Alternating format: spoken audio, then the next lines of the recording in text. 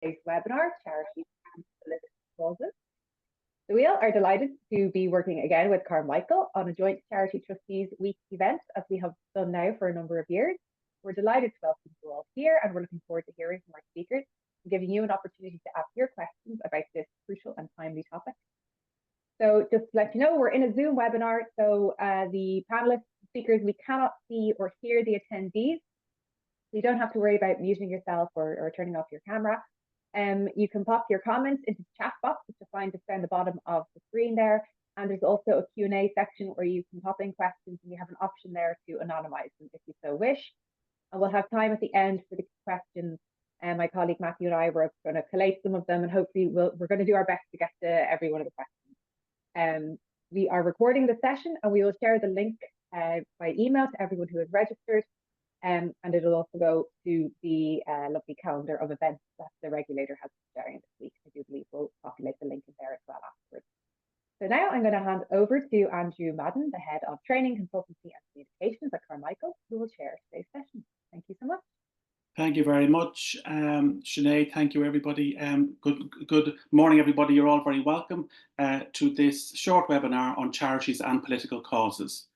My name is Andrew Madden, and Head of Training, Consultancy and Communications here at Carmichael. This webinar is one of the sessions facilitated by Carmichael and the Wheel as part of our National Training Fund programme for 2024, and is also one of several events taking place as part of Charity Trustee Week. And you'll find more information about Charity Trustee Week and the work of the Charities Regulator at charitiesregulator.ie. And if you are on social media this morning, the hashtag is TrusteeWeekIRL. If you're new to Carmichael, we are a leading provider of training and support for organisations in the non-profit sector in Ireland, and you'll find more information about all that we do and the services that we provide at carmichaelireland.ie. The Wheel is Ireland's National Association of Charities, community groups and social enterprises, and you'll find more information about what the Wheel does at wheel.ie.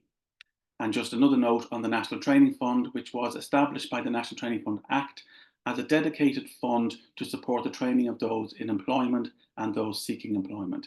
The Act also provides for the funding of research to provide information on existing and likely future skills requirements of the economy. Now, I have a panel this morning of 3 people. Gillian Van Turnhout is going to lead on the presentation, and then we'll be chatting later on to Alvy Smith and Mike Allen. So Gillian Van Turnhout has held a variety of leadership roles in Ireland and the EU across business, public affairs and voluntary sectors. Gillian has also served as a director, a CEO, a public representative, and has built a strong public reputation for integrity and sound judgment. Alvy Smith is a feminist, LGBTQI and socialist activist. Alvy played a key role in the same-sex marriage campaign and was a co-director of the Together for Yes abortion referendum campaign in 2018. And Mike Allen is Director of Advocacy, Communications and Research in Focus Ireland. Mike is a member of the European Observatory on Homelessness and is Vice Chair of the European Housing First Hub. So, what are we going to talk about today? The engagement of some charities and other non-profits in political activities, including some referenda in recent years, has become the subject of public comment from government and others. In this webinar, we will discuss the role of charities in political activities and the problems that can occur when they engage in this way. So that's broadly setting the scene. As I hand over to Gillian now in a moment, a couple of questions that come to mind that we've been thinking about and that I know Gillian is going to pick up on. Can charities have a political purpose? All right. Can charities engage in political activities? And indeed, when we talk about political activities, what do we mean? Because that can mean different things to different people. And what considerations should a charity be mindful of in this context? For example, what guidance is available from the Charities Regulatory Authority on this subject for charities? So I'll stop sharing my screen now and hand over to you, Gillian. Thank you very much. I'm going to do the screen share first. Okay. So hopefully everybody can see my screen clearly and can hear me clearly. Yeah. So before we begin, I do need to say that I'm not a lawyer, so I'm drawing on my experience as a governance expert in the presentation today. And what I'm sharing with you is based on advice from the Charities regulator and also from my own professional experience of working with charities and my own political activities. I'm happy that my slides are shared afterwards with those who are attending, just before that question gets asked. I know it's one I'm always asking in the chat. So let's start our understanding on the charity test with the fundamentals. The Charities regulator sets out 4 essential requirements for any charity in Ireland. So you must operate within the Republic of Ireland. You must promote a charitable purpose only. You must use all property to further that charitable purpose. And you must provide public benefit in Ireland or elsewhere. And these requirements really form the foundation for everything that we're going to discuss today. So can a charity have a political purpose? So an organisation with a primarily political purpose cannot be a charity. So that means if you're a political party, you're promoting a candidate or a party, or you're purely set up to change the law or government policy. But of course, there is a distinction because, and this is important, you can advocate for charitable purposes, which is different from having that political purpose. And we're going to explore that a little bit more this morning.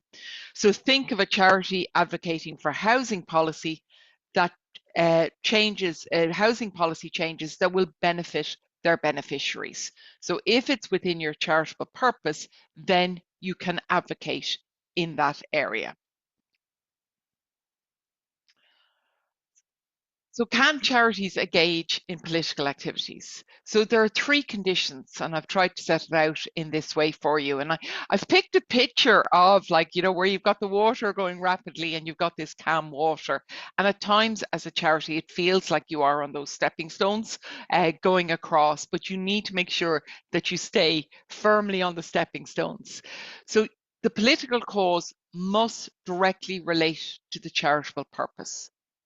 You must not promote any political party or candidate, and it must not conflict with your governing document. So think of those conditions as your safety rails and stay within them, and then you will be on solid ground. So let's talk about staying within your remit. And this is where it's really important that as organizations, you understand your core purpose or object. So where are you going to find that? You're going to find it in your constitution, your governing document, memorandum and articles of association. Look at your governing document. I'm always surprised when I go to meet boards or organizations and they struggle to tell me what is the object in their governing document. You need to be absolutely sure of this and ensure that you know your core purpose.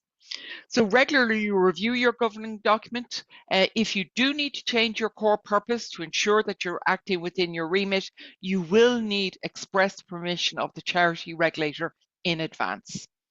You need to make sure that you have a clear connection to your charitable objects. Always ask, how does this activity serve our purpose as a charity? You need to document your decision-making processes. So if you decide as an organization that you're going to do this, document why you believe it's a permitted activity and what you're going to do. Undertake a risk assessment. What could go wrong? How could it be perceived, the actions that we're going to take? Look at the impact. What difference will this make? Will it further the object for our organization? And do consider, are there any other legal considerations? For example, the Lobbying Act requirements. Ensure that you're being fully compliant with any legal considerations. And then looking at the board's role, with my governance hat, it would be remiss of me not to look at the board's responsibilities, because the board has really crucial responsibilities when it comes to protecting the organization. I often explain that, you know, the executive, the staff, they have their heads down, they're delivering on behalf of the organization. The board are looking to the road ahead. They're looking to see those risks that might be incoming from the side, from head on. So the board needs to ensure that it has done its risk assessment, looked at those potential impacts, that it has looked at reputation management. You know, all of us would say as charities, when we look at our risk register, so much comes down to reputation, that it's the reputation could be squandered if we don't act appropriately. So looking at your reputation, if the charities to undertake these activities, how will that affect public trust? How will it affect our relationship with our beneficiaries? Because part of it may be that if we don't take action, our beneficiaries will feel that we've let them down by not taking action to further our object of the organization. Do a stakeholder analysis, map out who are your stakeholders, who needs to be considered when you're taking a decision as a board on what you need to do, who needs to be informed of the actions that you're taking so that they understand why you are doing this. Are there financial implications? So are there costs to what you're doing? Is there a direct benefit? And again, legal compliance. Are we meeting all of our requirements as an organization? Is this furthering the purpose for us as an organization? So let's look at it in practice, for example, and I took the example of referendum engagement, which Andrew cited at his opening.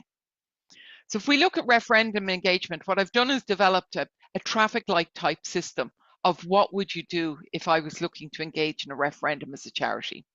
So I'd first understand, well, what is the role that we as an organization wish to take in this referendum? So are we going to be a neutral information provider? So that obviously has a low risk. You're providing balanced factual information only. You just basically document what you did. You're informing that activity. Amber may be that you feel you want to influence that decision. So you're giving more factual information about the issue, you're educating people, and you may wish to document to ensure that you're clear about on what basis are you providing that information. Is it clearly evidence-based? And then the red risk is where you're going to be a campaign participant. So where as a charity, you've decided this directly impacts the object of our organization. We need to stand up on this issue. And that has a high risk. And that's why it needs to be debated and discussed very carefully, because direct campaign involvement requires careful consideration. And if you're anywhere close to the red, I would be saying you need board approval. It needs to be documented. The board need to actively discuss why as an organization you are directly involved in a referendum. And there are absolutely, and I've been involved in organizations that have directly got involved in referendums, but it has to be really clearly documented, and documented about what you will do and what you won't do as an organization to further this referendum. So there's some questions you need to ask yourselves. Does it align with our purpose as an organization? Does it benefit our beneficiaries? Do we have the resources? And when you're looking at those resources, do we have resources that are free for us to use for this activity? Because sometimes what happens is I have seen charities get into difficulty because the opposing, whoever opposes you in your activity may point that you are using restricted funds or funds that are intended for another purpose for this referendum activity. So I would urge caution that you're really clear on the resources you're using, and you may need to fundraise directly for this activity as a charity. And finally is to assess those risks. And when we're talking about risks, we're always talking about both challenges and opportunities. Often when we think of risk, we always think of what can go wrong. Why will this go wrong? But you also need to say, if we don't get involved, you know, have we missed an opportunity as an organization to further the purpose that we have as an organization? So in doing that risk assessment, ensure that it's a rounded risk assessment of what you need to do. And then when we have global conflicts, this is really difficult because I know myself as the former chief executive, you have that personal gut feeling, and then you have the object and purpose of the charity. And when we look at a global conflict, you need to ensure that you have a really clear decision framework of when do we speak out on that and why do we speak out on that global conflict. So looking at our objects of the organization, our purpose, does it align? Is there a direct impact on the beneficiaries of our organization? Do we have the expertise and credibility in this area? So is there a real clear reason why we as an organization are speaking on that will add that authenticity to it? Risk assessment. And then what are the consequences of us not responding to this crisis? And that will help you maintain your focus on your charitable purpose while responding with appropriateness and purposefully on that conflict. So just look, I think it's really useful as charities to have that decision framework of what are the questions we would ask ourselves if we're being asked by staff members in particular or beneficiaries, why are you not speaking on this issue? Why do you speak on issue A versus issue B? Because where I've seen charities get into difficulty is that they have a gut feeling, they go out and speak on a subject matter, and then something else comes along because the world unfortunately has numerous conflicts and a charity doesn't feel as comfortable, but it's not clear why you speak on one and not the other. You need to be clear about why you do this. The political versus the political. So the capital P, political, is never permitted. So whether it's party politics, elections, or candidate support, the lowercase p is permitted, but you should have controls in place. So ensure whether it's policy advocacy, research, issue education, look at some of the controls. So some of the controls could be that you have an evidence-based approach, it's a clear link to your charitable purpose, and that you have board oversight, so that potentially you may have a board guidance framework or decision framework of when you will make a political statement and when you won't, and how you frame that political statement that you're going to make. So some practical examples are, and this comes from the guidance on charities and promotions of political causes from the charities regulator.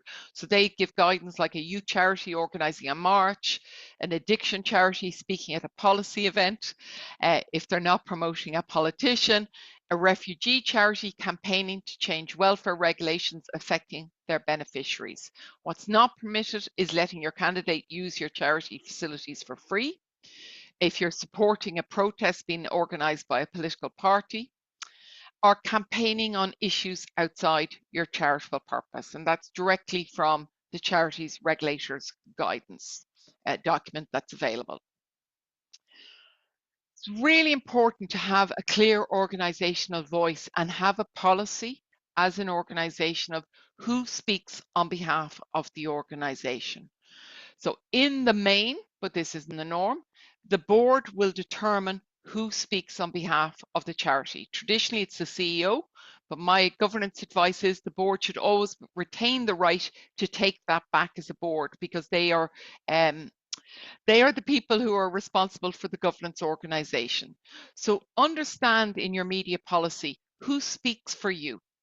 Because if some member speaks in a way that may not seem being appropriate, or even a board member, I've many years ago had a situation where somebody at a very sensitive debate stood up and said, I'm a board member of X, and therefore implied that it was a position of X organization.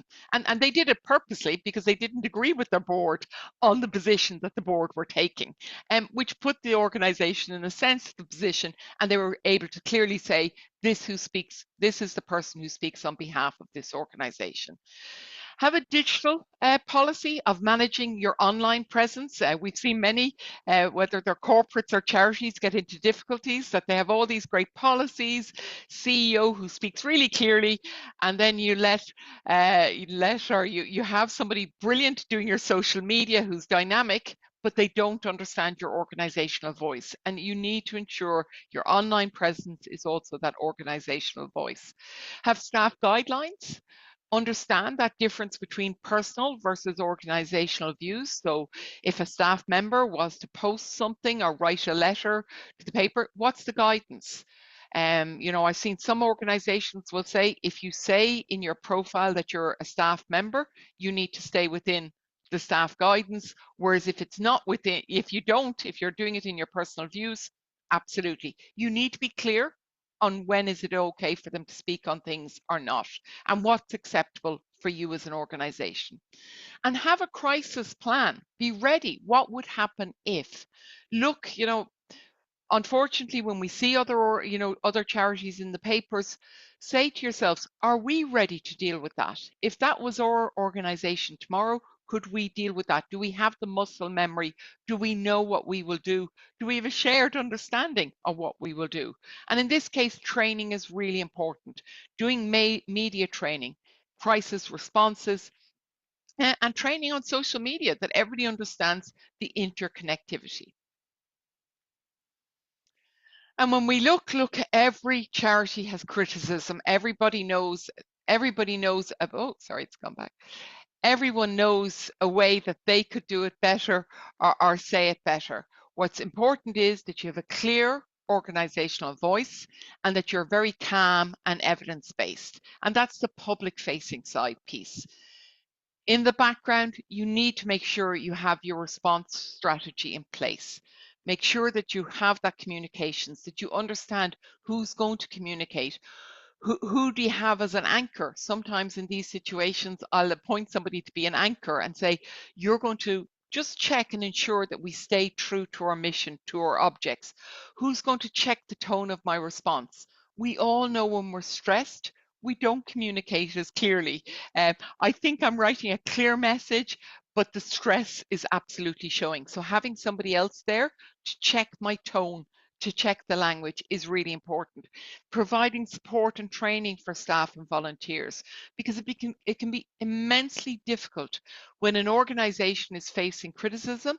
You're, as CEOs, you're front facing, you're managing that, but your staff members, your volunteers are also facing that criticism.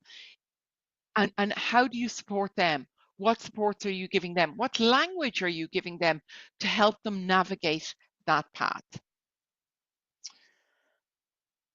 Oh,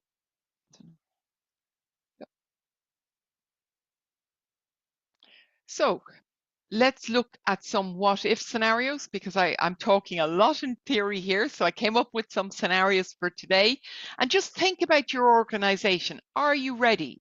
Are you prepared?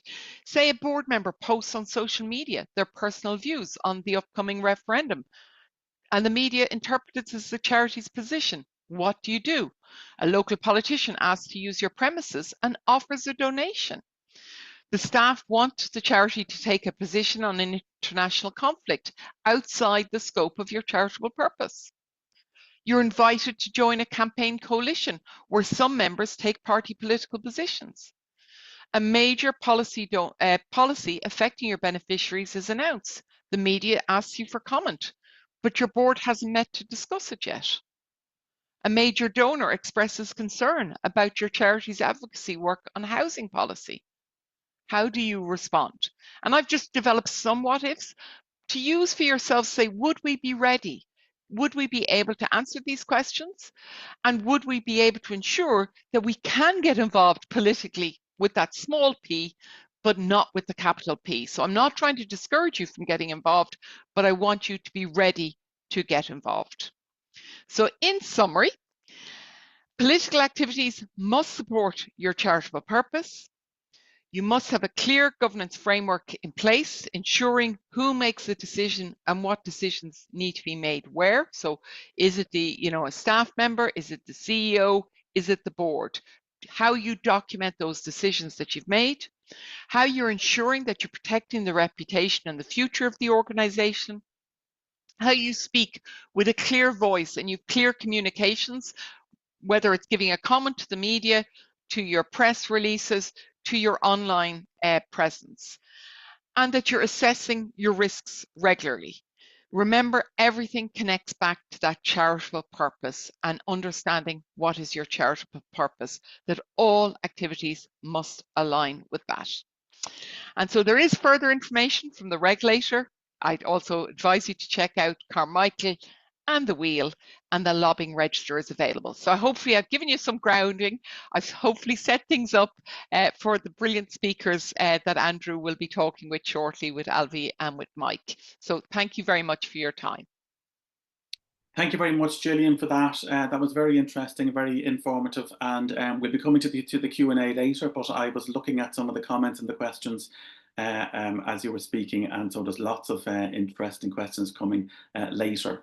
And I couldn't help thinking as you were talking, and I was thinking last night about the when you were talking about referenda and the three categories that organisations can find themselves in neutral information provider, issues-based education, and campaign participant.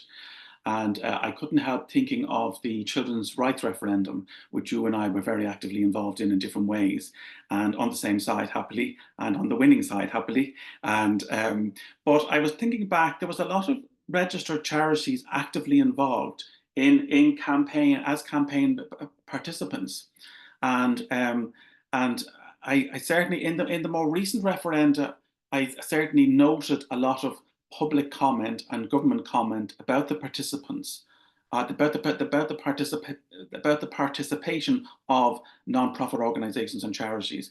But of course, during the children's rights referendum, I didn't observe that. I certainly don't recall that. But of course, most of them were on the same side as the government, and obviously, and also it was 2012. The regulation environment for charities was a bit different than it is now. And but of course they still had their binding main objects in the constitution, but nobody was talking about that. Nobody was criticising those charities because most of them that I recall were on the same side as the government. But when they're not, sometimes these things are picked up or commented on. And you mentioned as well about the media interpreting a board member's comment as a charity position, and I can't help thinking it might suit the media to do that. That's more out of mischievous and troublemaking. And another point which I'm going to pick up with Mike later on in the session about a charity must not be party political, but is it, Gillian, just to come back to you on this briefly, is it a thin line when a charity finds one party's policies on an issue far better than another's? Is it a thin line to articulate that? Is that getting partisan, or is it just realistic? Well, I think you need to have clarity about your decision making and how you've come to that view.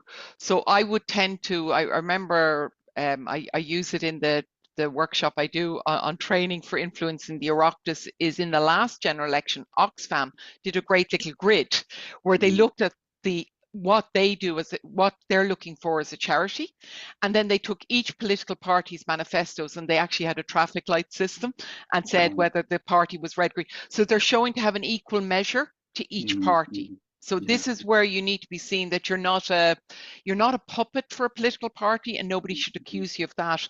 But absolutely, you have to engage with the political parties, but be clear it's about furthering your object as an organisation. And that's where I think for some charities, just to take that extra step of ensuring that you've documented of why you're holding this position. So in the children's rights referendum, many charities would have taken a decision at board level and made it a considered decision to get involved, and what's the scope of getting involved.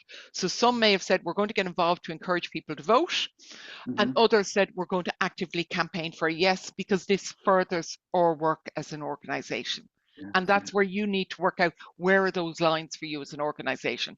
But I've no doubt that Alfie and Mike will be able to add to that, and I don't want to take anything from their inputs.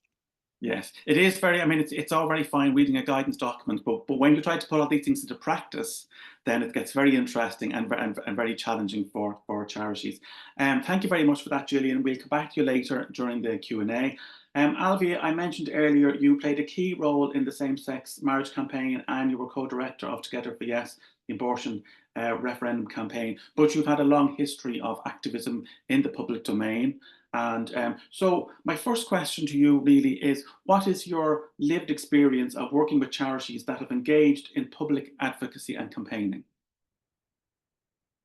You just have to unmute yourself there, Albi. Thank you very much, Andrew. First of all, let me admire the clarity of Gillian's exposition. I'm just thinking, you know, if we could all have you in our pocket as we're trying to make our decisions, that would be extremely helpful indeed, because it is a really, really, really complex area. And I think it's complex for a couple of reasons. I mean, when you look at that whole civil society sector in Ireland, which in very different ways I've been kind of in and out of over several decades now, you know, there are something, what is it, 11, 12,000 charities in Ireland, which is absolutely phenomenal. I think it's one of the highest, if not the highest number in Europe or something.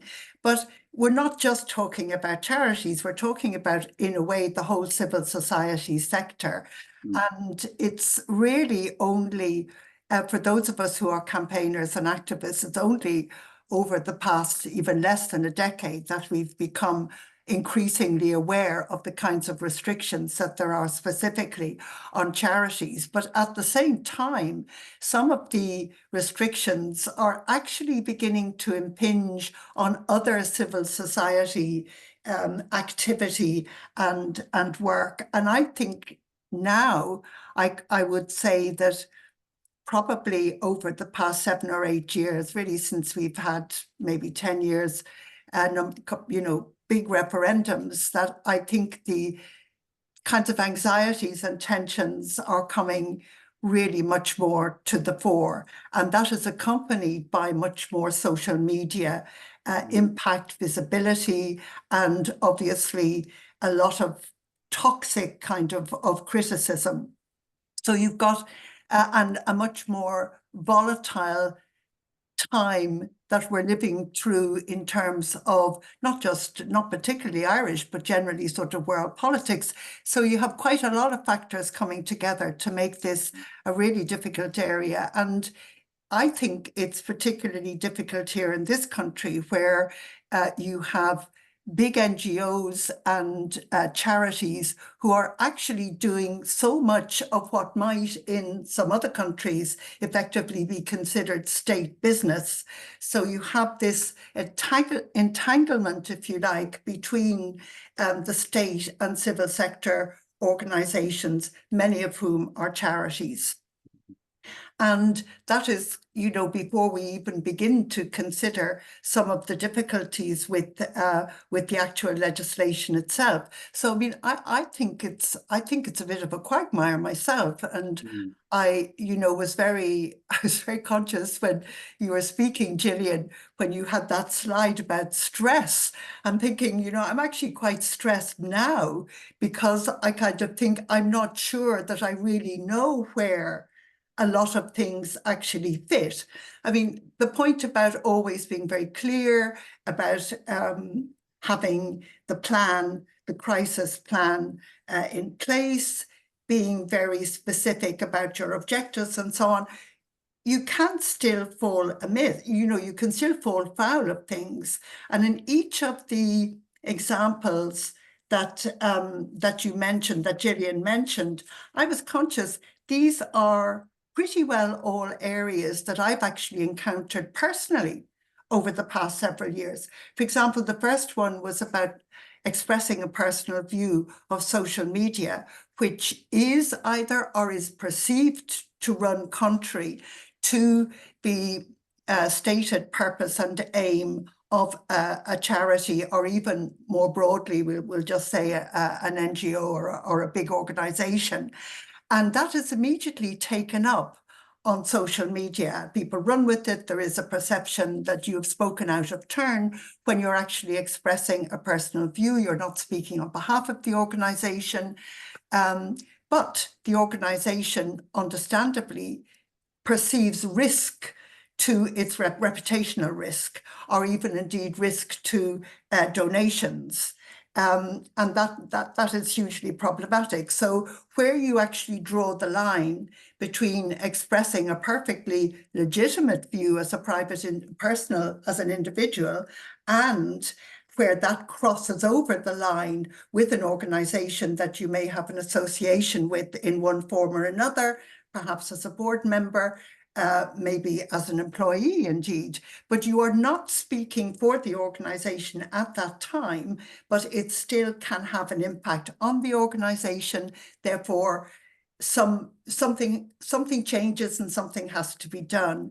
That would certainly cross over with where a donor expresses concern about views expressed perhaps on an individual basis, not necessarily by the organization itself, although it can be the organization. And I think that in any situation which is donor dependent for its survival, there is always extreme nervousness around donors, expressing concern and expressing worry. And, that points to another question or another issue, I think, in Ireland, where if just for a moment, if we were to remove all of the NGOs and charities that are providing absolutely crucial social health and other care, Ireland would collapse. We would simply collapse. And I'm not now even thinking, I'm thinking beyond homelessness, and I'm thinking beyond addiction. I'm thinking in a whole plethora of areas. So, we are in the state, with the state, but also independent and autonomous and dependent on donors. So you always have two, or you so typically have two masters, so to speak. And yet at the same time, we also live in a democracy. There is, a civic open space. So how are we to make all of these things sort of add up? I'm just thinking also then of the other examples that Gillian mentioned, when a board hasn't made a decision about an issue. The organization can't speak about it, but sometimes boards don't always agree and can take a very long time to make a decision about an issue, particularly one that could be perceived as problematic. And that's often the case. I'm thinking back to the care and women in the home referendums, which caused absolute nightmares for people right across the country, where there was a lot of disagreement between people as to on boards, working in NGOs, working in charities, as to how to approach this. And I've got something more to say about that maybe in a moment. So, wherever you look, there really seem to be not unanswerable questions. I think all of these questions can be answered, but with a lot of difficulty, and all of them heighten the sense of worry, anxiety, and tension that there is, I think, now in that whole civil society sector. And that was borne out by a survey, a really interesting piece of work that the Irish Council for Civil Liberties did earlier this year. I can't remember exactly, I think it came out in the spring, which was called something like that's not your role, in inverted commas, as if, this is the state saying that's not your role, back off. And the subtitle was State Funding and Advocacy in the Irish Community, Voluntary and Non-Profit Sector, which is really what I call civil society sector. That is the voluntary and community and non-profit sector.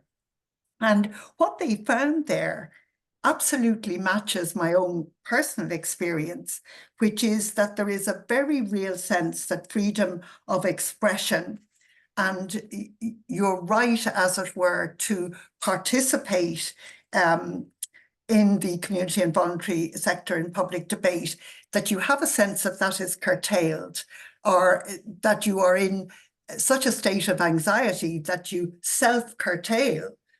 If I can use that neologism, nearly 40% of the organizations who responded to this survey, they said that they believed that their funding was put at risk because of advocacy campaigning that they were engaged in. And that actually was even higher for organizations in the fields of addiction and homelessness.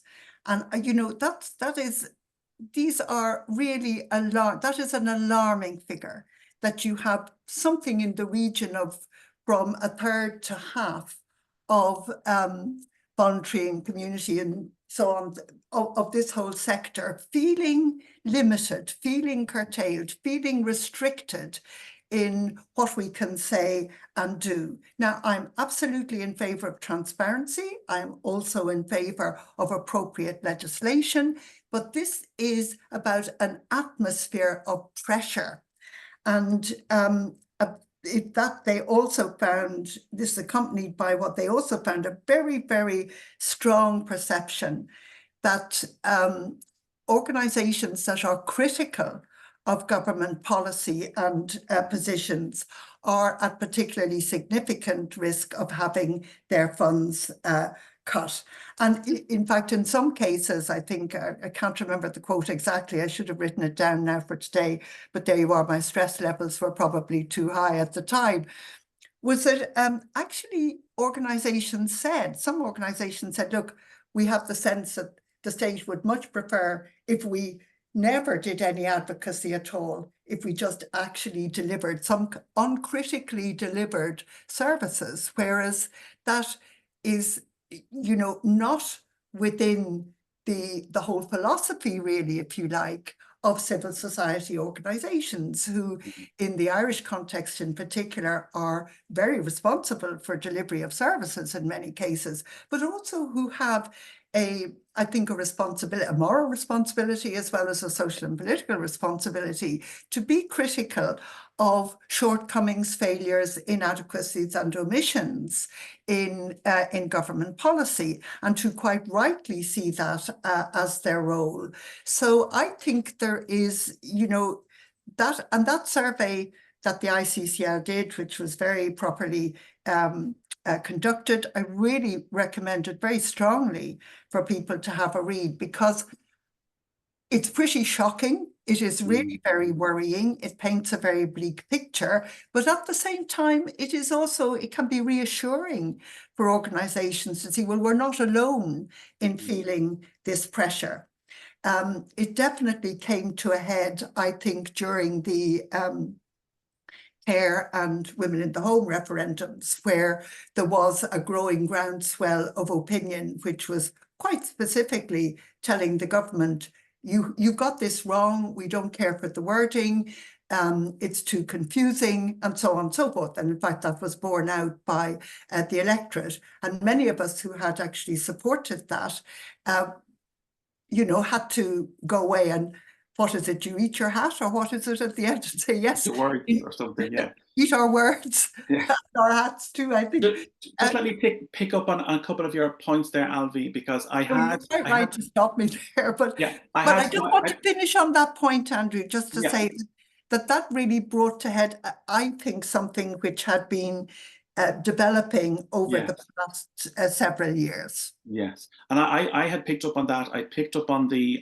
research, and then when saw some of the narrative around the more recent referenda, where there were a lot of non-profit organisations, including charities, taking positions that were different to the government party's positions, there was a narrative developing that some of those would have to explain themselves. And it was part of that narrative of you know, if you're not on the same side as the government, you're doing something wrong. And whereas really, you know, what's important is, what do your main objects say, and what is your, you know, is your activity in line with your charitable purpose for public benefit.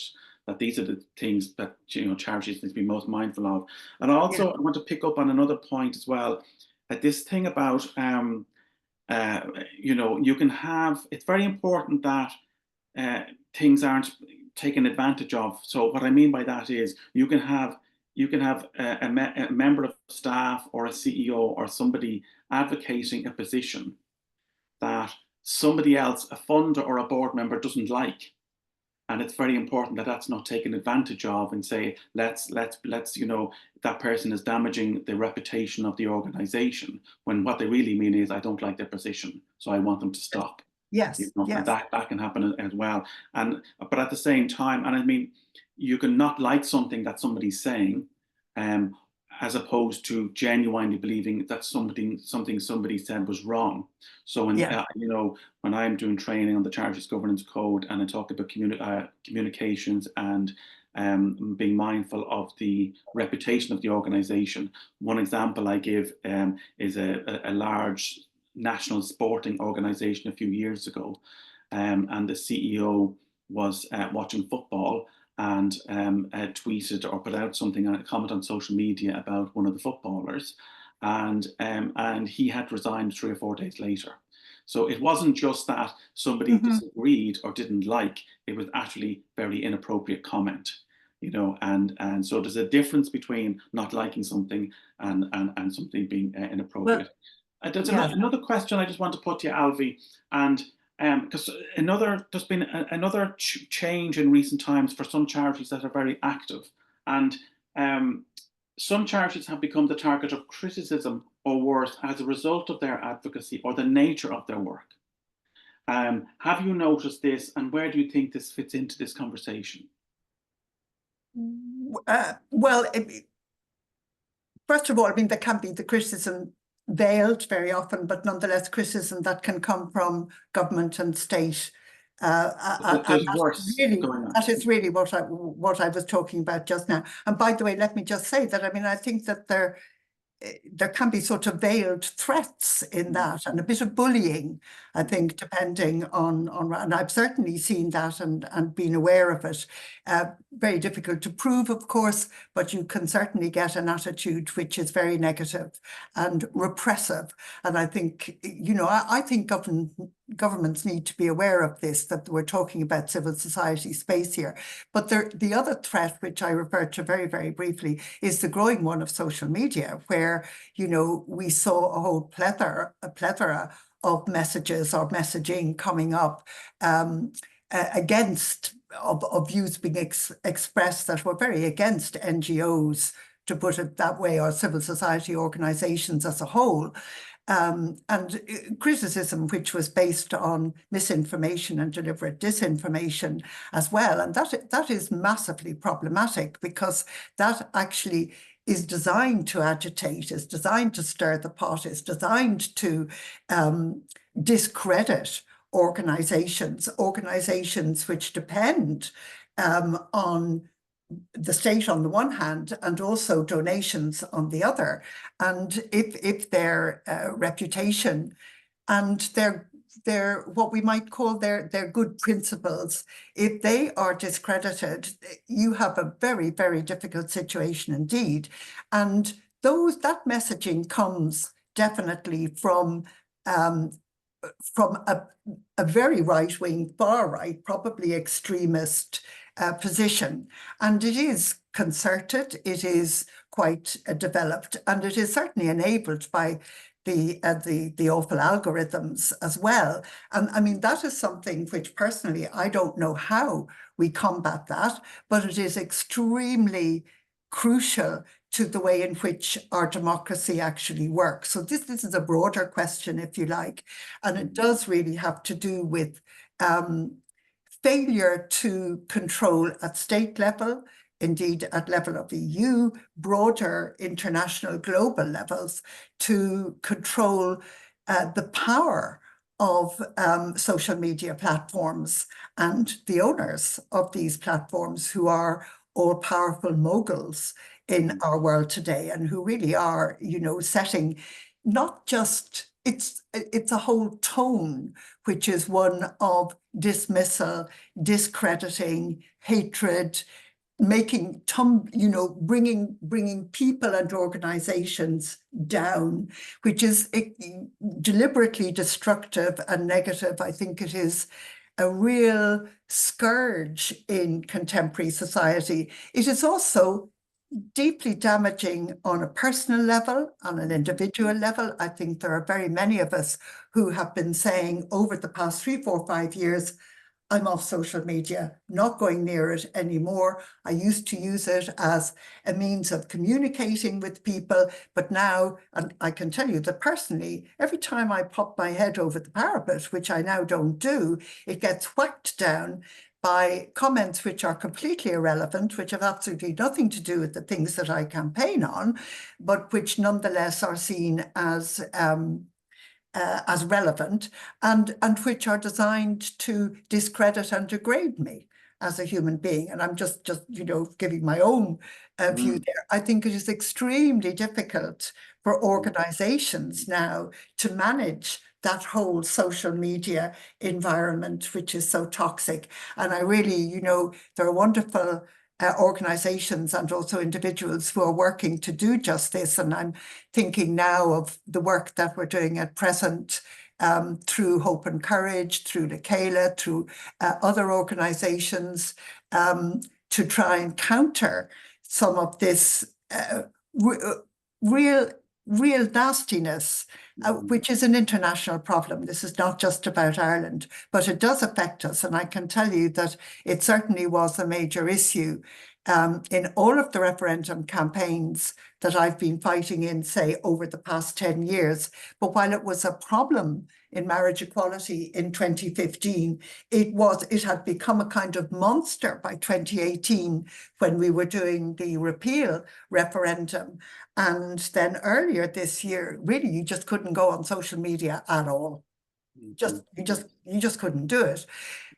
There is one other dimension that I just want to mention there, which is really stems from, I suppose, the Electoral Reform Act and the whole question of funding during campaigns, where CPOC, the Standards in Public Office Commission, seems now to apply to third-party organisations, to civil society organisations, the same kind of funding regulations that are applied actually to political parties and candidates.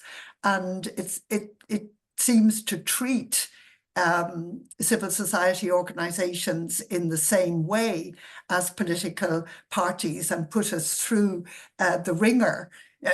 Now, I am absolutely, please don't get me wrong, I'm totally up for transparency. The more we have, the better, and the better chance we have also of being trusted and of being shown that we can be trustworthy. And campaigns also have to be trustworthy and upfront.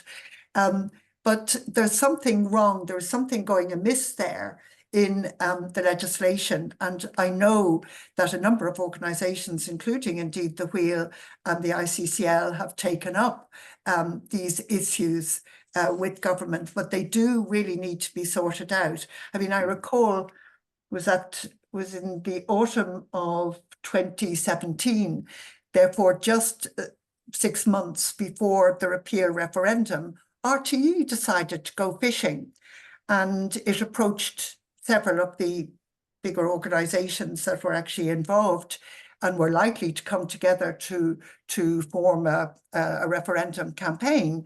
It started asking us about our funding, which actually it had absolutely no reason to do. It had no business doing so. And I can tell you that I was telephoned by RTE on several occasions by an individual purporting to speak for RTE, basically threatening me that if I did not reveal what the funding of such and such an organisation was, that all would be revealed to the public. And I said, I just kept saying, well, no, I mean, we don't have to do this. And in the end, the programme ran without the particular organisation that I was representing at the time, to no ill effect except a phrase that such and such an organisation wouldn't answer our questions. Absolutely no reason to do so. And that was trying to get at international donations to what at that time were not actually organisations working in there was no referendum, it hadn't been called at that point. So that kind of fishing exercise, which is also on the part of, a state body, that's also completely unacceptable. And it's particularly ironic as matters turned out subsequently in relation to RT, that it was doing this to other organisations, and also somewhat ironic in a country which is dependent for our prosperity on foreign direct investment. So there are a lot of ironies in the Irish situation at the present time that we would do very well to sort out. And personally, I hope that on Commission Tógáin will actually get around to sorting out some of the more looser parts of or contradictory parts of the Electoral Reform Act. Very good. Thank you very much for that, Alfie. And just on your earlier point about the pressure, I know at least one charity which has had to, felt it had to make a decision to come off social media and also take their staff profiles off their own website because they were being targeted for no other reason than the nature of their work. Well, let me tell you that there are a number of organisations, particularly in the LGBTIQ arena, which, you know, we just can't go out on social media anymore. It's intolerable. Very good. Thanks very much for that. And we come back to you during the excuse me, during the Q&A. I go over now to Mike Allen, who's Director of Advocacy, Communications and Research in Focus Ireland. And Mike, I was looking at Focus Ireland during the week, and on the charity regulator's website, your charitable purpose is given as the advancement of community welfare, including the relief of those in need by reason of youth, age, ill health, disability, and any other purpose that is a benefit to the community. The charitable objects are described as aiming to advance the right of people who are homeless to live in a place they can call home through quality services, research and advocacy. And the main objects in your governing document state that the work of the company is to work to prevent, alleviate and eliminate homelessness primarily in Ireland. So given that Focus Ireland, a very high profile organisation, and indeed you're a very high profile yourself, how do you consider the work of Focus Ireland in the context of political activity as we've been talking about it today? Yes, thanks Andrew, and thanks really for Julian and Alva. Very interesting discussion from so many different perspectives. Very much welcome the opportunity to talk about this. I think that Focus Ireland is an unusual organisation, so it's well worth looking at what it is and how it operates and so on. But I would say to a lot of organisations, you can't just get to where Focus Ireland ends up in one leap. And I'm not hold myself responsible for that. I think from the moment we're set up, Sister Stan sets up the organisation, obviously with the desire to deliver services and homes to people, but with a very clear understanding that the purpose of the organisation is changing public policy, that homelessness occurs not because we have bad services, but because we have bad public policies, and that I'm not sure if they use the word evidence-based, but research-based propositions to change public policy are part of what the organisation is doing, and that's remained all the way through. So I'm not aware of any period of time during the life of the organisation where there's been there's been periods of pressure, and I'll talk a little bit about that, but there's never been a point at which there was any sense that Focus Ireland might sort of relent on that. So I mean, part of that is like Sister Stan was and is able to say things which go well beyond any legislative framework or anything else, and she's fairly unassailable in that. And one would be very foolish to think you could just do the same, because there are very complex and got some reasons why people like Sister Stan and Peter McVerry and to some extent Sean Healy and people like that have had freedom to speak about things which other people haven't. And one of the challenges we have in civic society is, as of now a secular country where the church has much less of a role, that we haven't developed spokespeople or voices outside the political system which have the authority of some of the people who did so in the past. And that's certainly not a call for a return to the role of the Catholic Church, but I think it's just an observation in terms of how these things work. So that's very much the way that the Focus Ireland is set up for that. And as you read out, our purposes, include a statement about advocacies, which sets up from the regulatory framework that Julian was talking about, a very strong basis from what we do. There's a couple of things I'd say about that, though. It's not like it's a possibility to concentrate on those high moments of referenda and elections and so on. But in actual fact, in my experience, it's because you know that those are charged. In some ways, they're much more easy to negotiate than non-election periods when you want to bring out a particular report or you have a particular crisis an issue going on that you want to speak out about. And I've experienced more pushback on some of those areas than during elections and so on, because the way things are taken. I think everybody is on a board or employed in a charity needs to be absolutely aware of all the things that Gillian is talking about. But some of the area that Alva was going into there, I want to be a bit more explicit about, in a sense, in that even if you enter into this political realm with a small p, you are in a contested realm. And I do think there is a little bit of preciousness in some of the civic society organizations and charities. If you go and criticize a minister, it's a public criticism of a minister, and there are going to be consequences of it. Now, I'm not saying that those consequences should be abused on media or have your funding cut. I mean, those obviously are out of, those are not acceptable. But the idea that civic society can exist in this context where it's critical, and as Alva's correctly saying, one of its roles is to be critical of what the state does and government does. But to think that you can do that without there being some sort of negative reaction to that or consequences of it at a political level, I think it would be naive. And I think that some of the anxieties that turn up in that ICCL report come from that sort of, not really thinking through. Like all the work that I have done working, being a voice, I suppose, for a homeless organization about ending homelessness, or earlier on in the unemployed organization, has been raising a voice for people who are marginalized and people who are often stigmatized and whose interests have been ignored by the way we run our society. That hasn't happened by accident. That's happened by political and economic forces that wish to have those outcomes.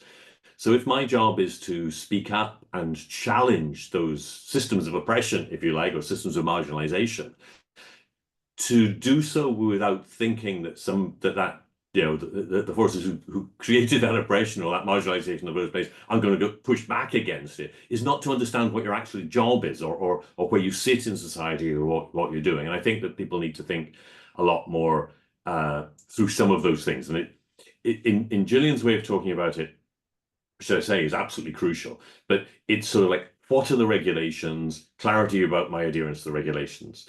I think it's really important to say that some of those regulations are absolutely common sense and you should be doing them anyway. So like that question, like, does this fit with the objectives of these organizations? What the hell would you be doing going out on a campaign that isn't? You shouldn't need regulations to tell you, well, actually, this organization is set up to, tackle homelessness, and I really care about some other issue, and I'm going to use the resources of this organization to work on that issue. Something other than regulation should be telling you that that's not where you should be.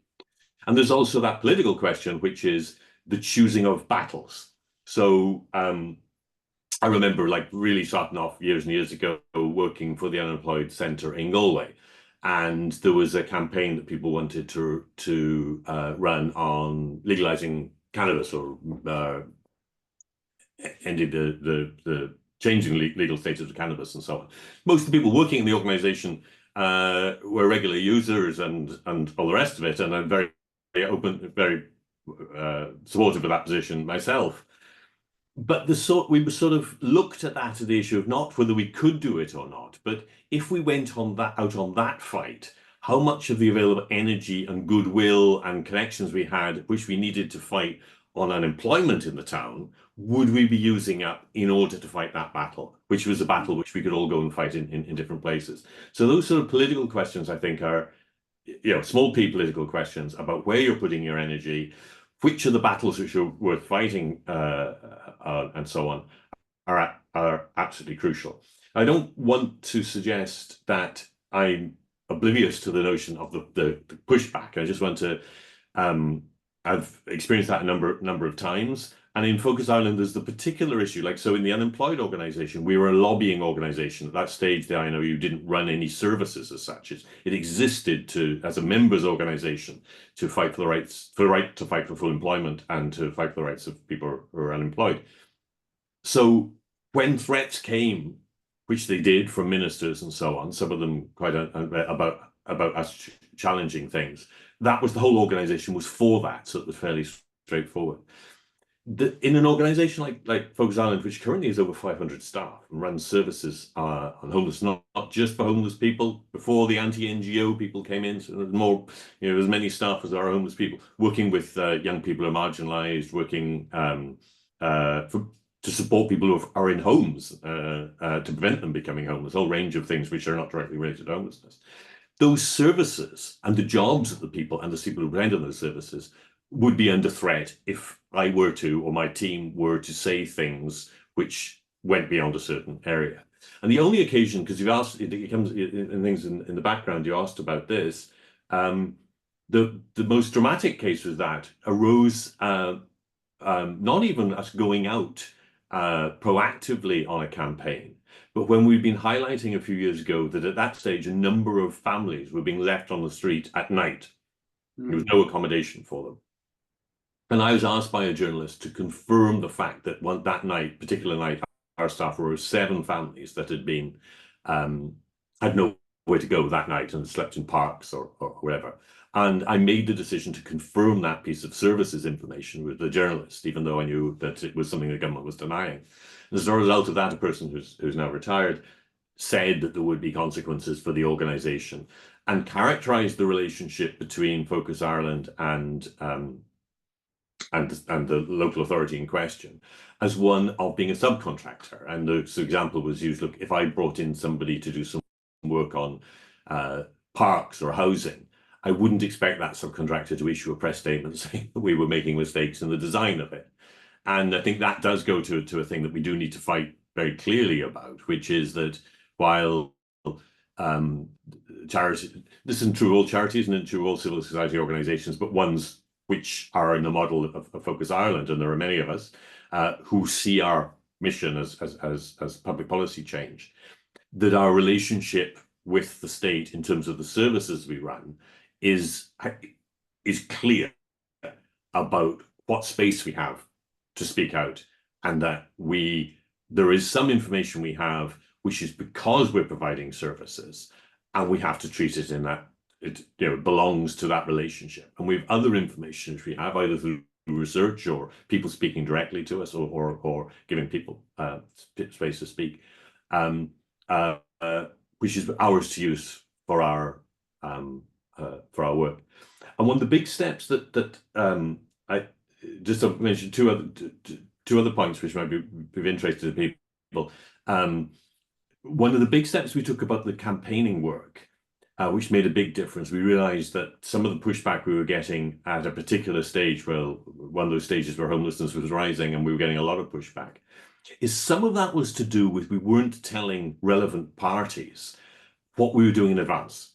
So we now, if we're doing a major research report or a policy paper, we tell people when we start to do it, we invite them to be part of the consultation, and we send them the report a week or so or a period of time before, not so that they can change it, not so that they can adapt it, make it very absolutely clear that this is our report and this is what we're saying.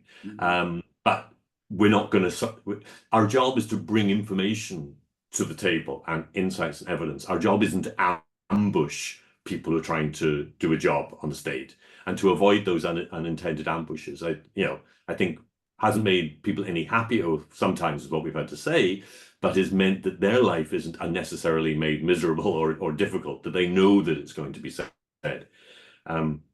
Just one thing that I wrote down when we talked earlier in terms of your list of challenges, Gillian, that people need to think about. One which I think is really important is on a number of occasions in Focus Ireland, I've had reason to be employing as part of my advocacy team, public representatives. So it's probably fairly well known that Owen O'Brien was the policy officer in Focus Ireland when I started, and he wasn't a councillor then, and he ran for elected office, and there was another councillor at the time, and they got he and the other chap got Patrick Melty got they got leave to run for election, and they were councillors there. And I've also had another councillor, Darren Moriarty of the Labour Party, more recently as part of the communications team. He no longer is anymore. Charities, I found that was an area where the organisation was very uneasy to take somebody on who was in that role. And really, we can't have a civic society which is operating, which somebody who's working for a charity can't be a public representative. Running for public office and being a public representative is an absolutely crucial part of, democracy. And there needs to be space that people can work for charities and do that. It's tricky, especially if it's the advocacy team. But it is an absolute thing that the charities should not run away from, and they should be much more comfortable, I think, with employing people who are entering public office and find ways of negotiating that than I think many are.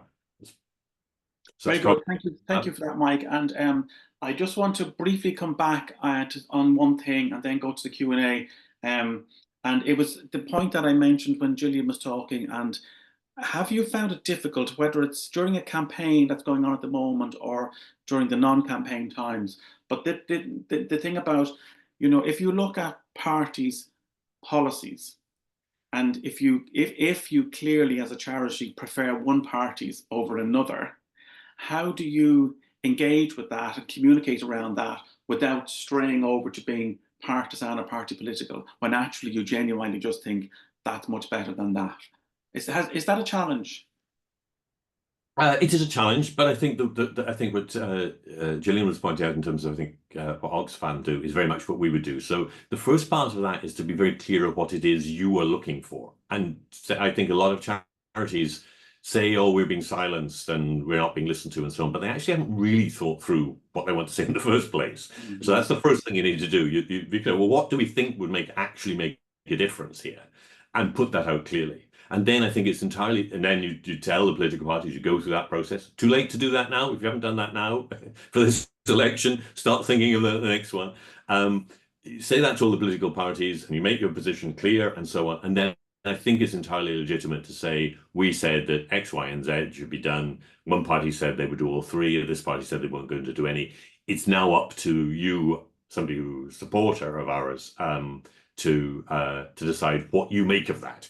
Like, there are very few people who are going to decide who they're going to vote for explicitly on the issue of homelessness. So it would be absolutely meaningless, a pointless exercise for us to recommend one party in terms of what they're saying about homelessness, because it wouldn't make any difference and it would annoy a lot of people. So it's one of those political choices rather than a preventive thing. But I do think one of the things that organizations do, which you need to think about that, is send political parties very long questionnaires. And when you do this, you do that, you do the next thing. And I think if you think fairly about that, since the political party says no matter what they put on that, you're not going to endorse them, it's not really worth investing their time in it. So I think that's wasting everybody's time sending those big long questionnaires. I think a couple of points which are well thought out and are clear policies that could be introduced, and asking people whether they support those is perfectly reasonable, and then publicizing the outcomes of that in a objective manner, I think is a very useful way of engaging in the issues during an election period. Very good. Thank you for that, Mike. Thank you, everybody. I'm going to go to the Q&A now, and this is my first time looking at the questions, so I don't know what's going to come out.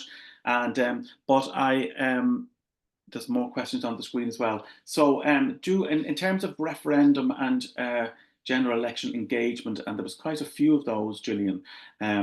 So very much around your content. Do I need to ask the board if it is me as an individual or just the organisation? So if an individual is taking a position on and they're either actively campaigning or tweeting or whatever it is, the question seems to apply. If it's just my own individual, do I need to be liaising with the board?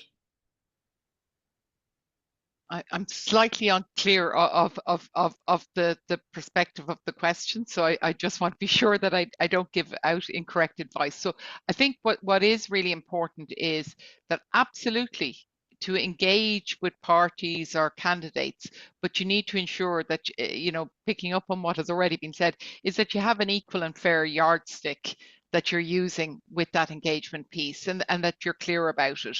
And maybe to pick up on just 2 or 3 points that were mentioned by Mike and Alva, is Mike rightly raises about employing people with political backgrounds. I advised the board recently around having a board member who has a clear political, is representative, and how you can do that. So it's not to say you can't do it, but they obviously had to put extra measures in place and have a clear code for that board member to say, you can't use being a member of this board as, you know, ABC to further your political, because it made sense. They were bringing skills to that board that were really useful at a time for the board. And I think Alva has raised really important about that chilling effect that we're seeing on some charities or some organizations, and whether it's by government or the online piece that is happening. I do think as other organizations and other charities, we need to stand in solidarity. I think that there's times when organizations take a step back. And when Alva was speaking, I remember many years ago when I was with Children's Rights Alliance, and a government minister criticised the charity for taking a position on a sensitive issue. And we as Children's Rights Alliance took a deep breath and went, wouldn't like to be them, and then said, actually, we need to stand with them. And we reframed the question as a children's rights question, and we put out a statement. So that was a time when we needed to show solidarity. Now, sometimes Mike is right, you need to pick your battles, but this was one we felt an organization was out there. They were doing the right thing. Their language may not have been as good as they should have been. So we needed to come in and maybe bolster that language and give the right framing. So I do, yes, you do engage with the political parties, but do make sure it's in an even-handed way, and that you can answer the question of, why did you invite this party and not invite that party? And that's where you may need to have documented and written down, why did you take that decision? Yes. And I'm just going to broaden that point, because something Mike said, I was thinking about that when Mike was talking. You know, when your charity, and it's the same for the Children's Rights Alliance and other organisations as well, when your charity is launching a report, you very often invite the relevant minister. So that can look partisan, but actually you're just inviting the minister. Do you ever find that a problem? Do you think you should invite all the opposition spokespeople as well to the same thing, or you do it because it's usually a photo opportunity as well? Yeah, I think Mike raised a really good point about that, the pre-piece you do. So when you're doing a report, when you're deciding to do a report, you give all the parties engagement opportunity. But I do think there is a difference when somebody is a minister. You're asking them for that role, that office, and not because they're that party. But you need to be clear that you're not just inviting, you know, anybody to launch it. So be clear about why you're inviting that person to launch that report. But I see Mike might want to jump in. No, I agree that we have a policy of, unlike I think any of the other homeless organisations, we never invite the minister to launch the annual report. We consider that our opportunity to give our own message, and we just do that. And in fact, we now in recent years we launch it with people with lived experience of homelessness, which is of course is an extremely important part of the advocacy, because the one group of people who can speak up about these issues and aren't, you know, are not threatenable in the same way are people who live through them. And one of the ways of having more radical advocacy is more people experiencing the problems, speaking the voices. But I do agree with that point about there is definitely an issue about say we're launching a new building, opening a new building, or doing something like that, and the minister comes along to do it, and it's all sort of photo opportunity and so on. I do feel we don't do very much of that, because I feel a little bit uncomfortable with that, which you're governmental, but you're actually promoting a particular party, and you end up in this strange position where you're sort of, your event is being used maybe to argue that things are running smoothly, when in fact you know that they're not. So you think you've got to be careful about that. But but that said, it is quite distinct to invite somebody as part of the elected government is an entirely different thing than inviting the same person as a politician. And I think that we do need to, that's okay. And it is part of the trade-off in getting funding or getting things done, is that you acknowledge and you provide profile for people who've helped you. If you don't like that, you shouldn't be in politics or advocacy. Very good. What is the best practice in terms of hosting election candidates during election time visits to the service? Oh. The Wheel could probably answer that question, but because they have their candidate briefings. But anybody want to pick up on that? Visits to the service. Nobody's ever asked to come, so it's never arisen. All right, okay. On the other hand, Andrew, organisations do hold, or sometimes groups of organisations do and can hold hustings Yes, that's what I prior mean, to an election. And I think that that's absolutely, that's very important to get the wide view of what different parties are thinking about, the issues that are on your manifesto or your agenda. And can I just come in on the point that Gillian made about solidarity? I think that's extremely important, particularly at the present time, where there can be pile-ons on, on social media, on organisations. And very interestingly, a group of researchers in social policy in Maynooth had a really, really, really helpful day of discussion, not so much a conference, was really a day of discussion in September on precisely that point about solidarity and cohesiveness, if you like, between civil society organisations in Ireland at present, and produced a very, very good report. And I think that was a place where people could air some of their anxieties and concerns, and also their hopes and plans for, building a stronger sector where we can mind our autonomy while at the same time cooperating practically and usefully with the state where that's appropriate. And just to say that solidarity may not always have to be a public-facing solidarity, because you may actually be adding to the pile-on and furthering the pressure on the organisation. So that's where normally I would always contact an organisation directly and say, would it be helpful if, here's some of the things I think I can do? Because I have had times where they've said, actually, we're just trying to quench the fire. So Lise said, but yes. It's good that they know that you're there ready to act if you need to stand up. There's a question there. Would it be sufficient for the board to review and approve an overall strategy for advocacy campaigns, political engagement, while delegating approval of specific campaigns, activities to senior management? Any thoughts? Not sure the detail of that. Yeah. I suppose overall, I'd be thinking, the board would set the policy and expect the senior management team to operate within the policy. If they're operating within that, I think that's absolutely, if they're operating within what's agreed, so the board are setting the parameters, but equally the board need to set the parameters of where they may expect something to come back. So if I was on a board and somebody said we're doing a political hustings and inviting a select number of candidates, I would ask, well, what's the criteria you're going to use to determine? I'm not getting involved in the who, but I do want to make sure we have a sound basis, not just people we like. Yes, and of course, the board does reserve the right to come back on something. If a campaign is not going in a direction which the board considers to be within the remit of the organisation, it has actually not just a right but a responsibility to pick up on that and to bring it back to board level for review. Yeah, there's a question just on that. I think we've answered it. Is it okay to invite a few different party politicians to an event we're holding before the election? Well, obviously, if you're inviting everybody, and it doesn't mean everyone has to turn up, but you must very clearly have invited everybody. Or have a clear rationale of why you're inviting certain people. So it's just to have that rationale. So you may decide to invite people, the spokespeople on that subject, or people within a certain constituency, or people, you need to know why you inviting X and not Y.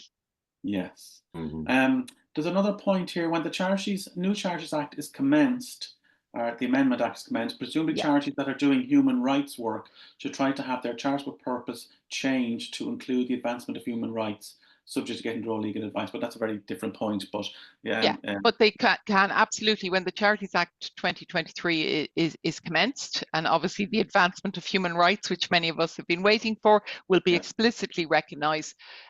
Yes, take legal advice, because I know some people are doing it as like advancement of education or community welfare, or so absolutely it's a great time to look, but you will need the charity regulator to approve in advance that you're changing your object. So you can't, this is one of the areas you will need explicit permission to change. Very good. There have been questions about guidelines on all this things that we've been talking about, and I know Matthew has put links into the chat, and Gillian has also answered some questions already. So I think that's everything. We're very nicely at 11:26, so we've come right up to the time. So I want to express on behalf of Carmichael and the Wheel huge gratitude to Gillian, Alfie and Mike for their thoughts that they gave in advance to coming today, because it's very obvious people have given the matter some thought and prepared, and then given us their time today. Really, I'm very grateful. We will have more webinars next year and discuss more very interesting topics. So until then, thank you very much indeed, and goodbye from Carmichael and the Wheel. Thank you very much.